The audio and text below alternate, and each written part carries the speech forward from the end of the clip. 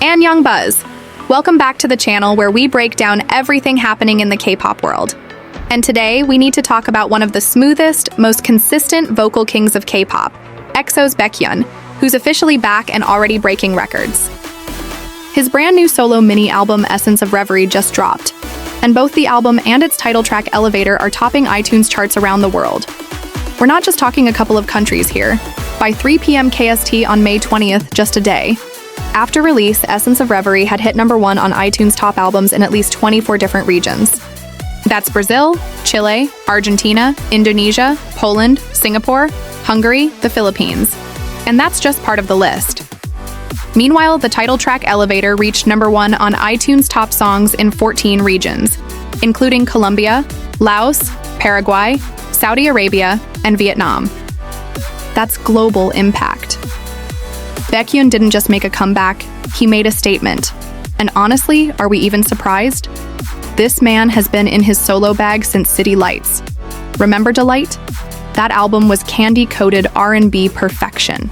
Then, Bambi gave us dark, dreamy vibes with storytelling that still hits years later. But Essence of Reverie feels like something even more refined. Like Baekhyun took his time and came back with music that exists in this half-dream, half-reality space. The title alone, Essence of Reverie, already tells you we're about to dive into some emotional, imaginative territory. Let's break down some of these tracks. The opener, Chocolate, was pre-released, and I love that move. It's like he was giving us dessert before dinner. That track is smooth, seductive, and so him. You can practically feel the velvet in his voice. And then Elevator comes in as the main title track, and wow, talk about a shift. It's atmospheric, moody, but it still builds in intensity like you're actually going up floor by floor. Every time that beat kicks back in, I get goosebumps. Quick question to you guys, what was your first impression of Elevator? Did it hit you right away, or did it take a couple of listens to grow on you? I'm super curious, because personally, I needed 2 listens. The first time I was like, okay, this is interesting, and by the second time, I was obsessed with that synth buildup and his breathy falsetto. Let me know how it landed for you in the comments. I want to know which track hit you the hardest. Now let's talk numbers real quick. Topping iTunes charts in over 20 countries is massive. It proves that Baekhyun has built a solo career that's not just riding on EXO's success. He's got a whole separate fan base that's locked in. And this isn't just Asia. We're talking Latin America, Europe, the Middle East. That's the kind of reach only a few soloists can pull off, and Baekhyun does it without even seeming like he's trying too hard. He just drops music and boom, #1. But here's what really caught my eye. There are 7 tracks on this album: Chocolate, Elevator, Lemonade, Love Comes Back, No Problem, Black Dreams, and Late Night Calls. Each one is distinct, but they all feel like they belong in the same dreamscape. I especially love how No Problem flows into Black Dreams. There's this shift from hopeful to haunting that I think mirrors the emotional roller coaster of late night thoughts. Like, have you ever stayed up just overthinking everything? That's the energy these songs give me. Also, quick shout out to the producers, Kolda, Yukon, and a few others came back to work with Baekhyun again. And you can hear that signature lo-fi R&B sound in the layering, the subtle harmonies, the tiny details. If you're someone who listens with headphones, you know what I'm talking about. The production is rich, but it's never overwhelming. It leaves space for his voice to breathe. Okay, pause here. Have you seen the physical album versions? There are 4. Essence, Reverie, the special Kuru Jam NFC version, and the Kiwi version. I'm telling you right now, it's a trap. I'm this close to ordering all 4. The photos? Gorgeous. The concepts? On point. It's giving soft dreamcore meets high fashion. Let me know if you're collecting all the versions too, or if you've already picked a favorite. I need help justifying my shopping cart right now. Before we wrap this first half, I want to throw a fun question out there. Do you think Baekhyun is currently the strongest 3rd-gen male soloist in terms of consistency and concept? Because when I look at his solo discography, he hasn't missed. Every album has a clear mood, a sonic identity, and the vocals to back it up. But I'd love to hear your take. Who do you think is giving him a run for his money right now in the solo male idol lane? Stick around, because in the second half of this video, we're gonna dive deeper into the Elevator music video, and also talk about whether Baekhyun could be gearing up for an international tour, because with this kind of global response, it honestly feels inevitable. Don't go anywhere, Buzz fam. Hit that like button if you're vibing with the comeback so far, and get ready to go even deeper. We're only halfway up the elevator, and I think we're about to hit the penthouse.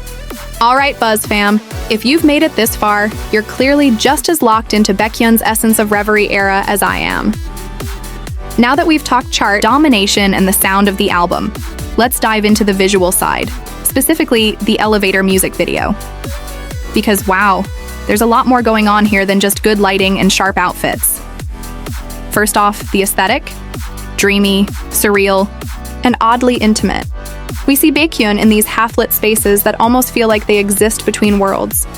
One second he's in a cold, metallic elevator with flashing red numbers and eerie silence. It's like a visual representation of being stuck between where you are and where you want to go, which, let's be honest, is a feeling we can all relate to.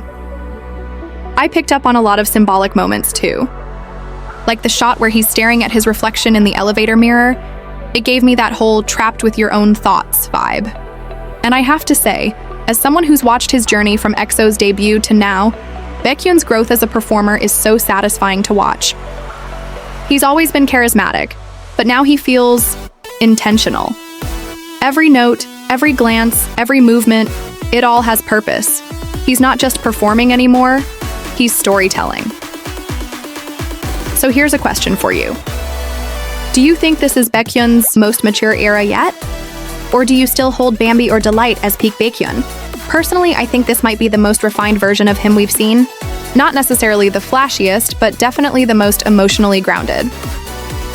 Alright, let's zoom out for a second and look at the bigger picture. Baekhyun is currently under INB 100, his own company, but partnered with Warner for global distribution. That means we're likely going to see a push for more international visibility, playlists, interviews, maybe even more English subtitles and behind-the-scenes content. And you know what that sounds like to me? A setup for a world tour? It's not confirmed yet, but let's be real. It's coming. This album is too polished, too globally successful, and too emotionally rich to stay confined to digital. Baekhyun has to perform these songs live, and when he does, I fully expect it to be a sensory experience. Think lights, shadows, dreamlike visuals, and those vocals live? Game over. Imagine hearing Elevator in a packed venue with that bass vibrating through the floor. I need it in my life. So let's manifest it together. Where do you want Baekhyun to stop if he goes on tour? Comment your city below. I know BuzzFam is worldwide, so let's see how global our audience really is. And finally, let me just say this. Baekhyun is setting a new standard for K-pop soloists. He's not chasing trends. He's creating a space of his own. The music, the visuals, the vibe, it's all very him, and it's all very intentional. That's rare. And it's what makes him not just successful, but respected. All right, if you've made it to the end, thank you for riding this elevator all the way to the top with me. If you enjoyed the video, drop a like, subscribe if you haven't already, and hit that bell so you don't miss out on any of our future breakdowns. And don't forget, comment your favorite track, your MV theories, and your city if you want to see Baekhyun live. I'll be reading through all of them and chatting with you in the comments because I need to know how you're feeling about this era.